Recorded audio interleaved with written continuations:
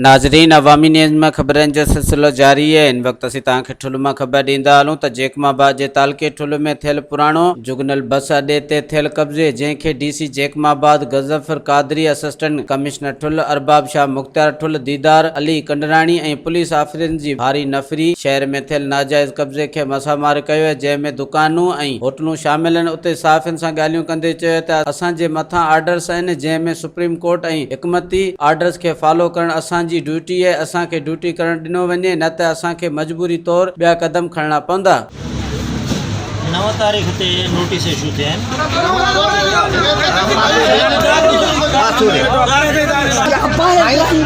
साईं ड्रायूं था न साईं,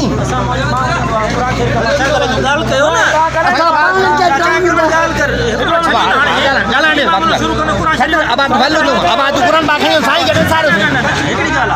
तव्हां टे मुंहिंजे ऑफिस आयो, ॻाल्हि ॿुधो न।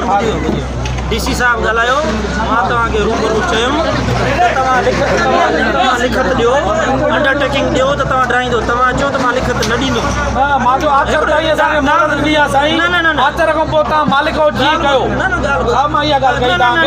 ॻाल्हि ॿुधो न, आचर ताईं जी मोहलत इन सूरत में हुई जो तव्हां लिखत ॾींदव। तव्हां लिखत ॾियण खां रूबरू मां वेठो आहियां, तव्हां चयो त मां लिखत न ॾींदुमि। तव्हां लिखत ॾियण खां जवाबु ॾिनो। मां MP साहब सां ॻाल्हायुमि, उनखे मां ॿुधायुमि त तव्हां माण्हू मोकिलियो, लिखत खां जवाबु ॾिने। DC साहब खे बि असां रिपोर्ट कई, ऐं DC साहब जो हुकुम आहे, सुप्रीम कोर्ट जो हुकुम आहे, त DC साहब असां मजबूर हिननि खे बि नोटिस हुयो, उहो हाणे मां मजबूर आहियां, मुंहिंजे वस में कुझु बि न आहे। साईं असां इनकार नथा कयूं, नई किस्म जी के एहतियात जी ॻाल्हि आहे।